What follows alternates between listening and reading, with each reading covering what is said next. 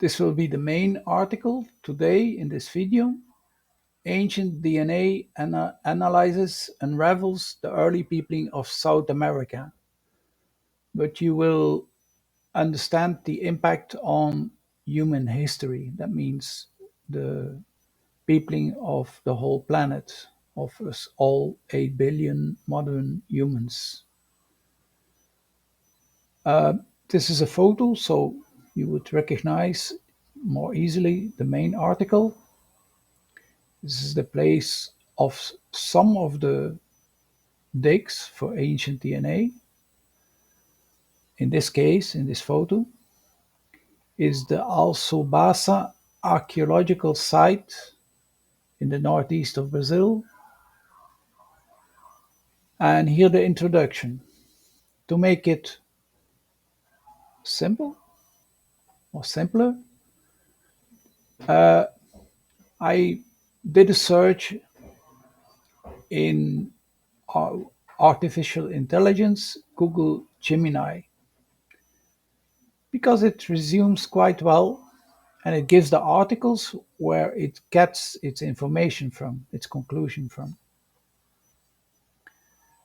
For that, you will have to do the search yourself or go straight to this article.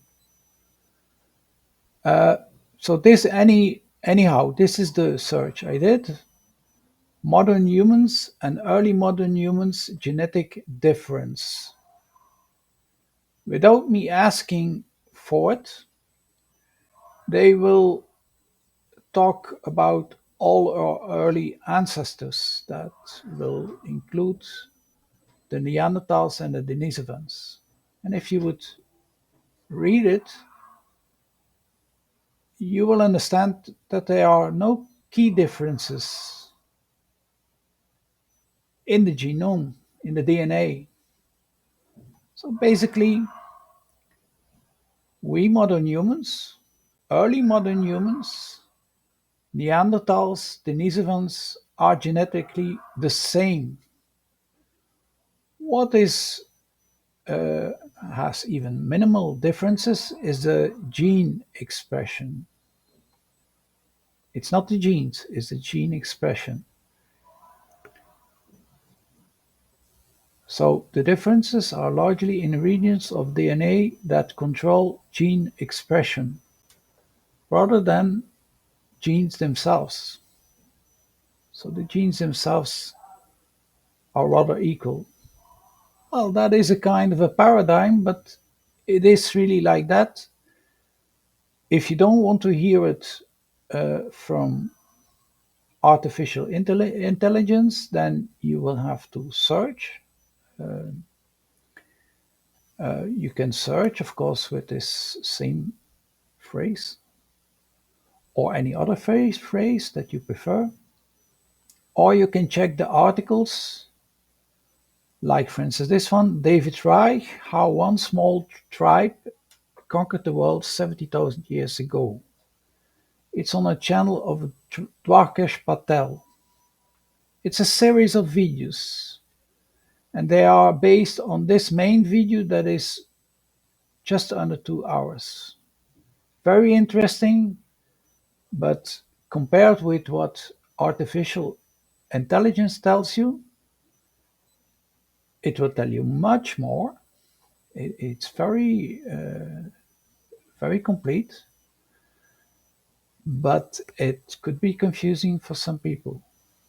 And it has to do that Dwarkesh Patel is not an expert, is talking with an expert, with one of the most important geneticists of the world today, and probably in all times, in my opinion. So this is from the article, and it's about what we see here. And what do we see here? We see here Neanderthal specific, this color, Denisovan specific, and that's the most important. So kind of purple is Neander. For instance, here in the northeast of Brazil, a lot of Neander. almost 100% of the archaic part. And then this one has a little bit more of Denisovan. And that doesn't really matter because it's two archaics. And there's a lot of fuzz about it, but in fact, it is pretty much the same. It's archaic. It's one of the sister groups of the humans. And we have the same genome, and it's a little bit different when it comes to gene expression. So we have different parts methylized. Some parts are more active in us and less in the archaics, and some parts are more active in the archaics and less in us, humans. So this is quite surprising to see so much DNA. And then this is the most important of all. To get this result, this is ancient DNA. It's not modern Brazilians, not Brazilians and not Native Americans. And the admixture of these ancient genomes must have occurred a long time ago, perhaps 40,000 years ago, because it's about archaics. And they died out 40,000 or more, or a little bit less years ago. So there is one individual in Uruguay here, and it's the youngest, so these are much older. It's the youngest. It's only 1,500 years old. But for this ancient DNA of this human of 1,500 years ago, to present this archaic mixture, this is this small one, CH13, is 100% Neanderthal, the archaic part, and this one is almost 100% Denisovan. So to have this result, and even these results,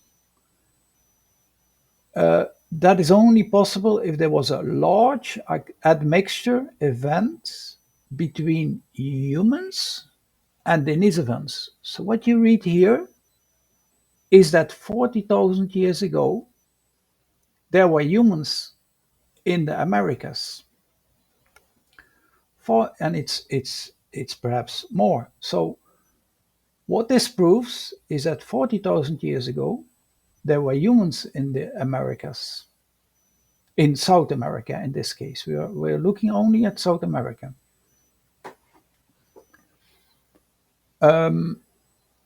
So that's totally different than consensus, because consensus tells us that humans departed from Africa roughly 50,000 years ago, and that they entered the Americas, in fact North America, 13,000 years ago. And here we see that there were large admixture events between humans and Denisovans 40,000 years ago.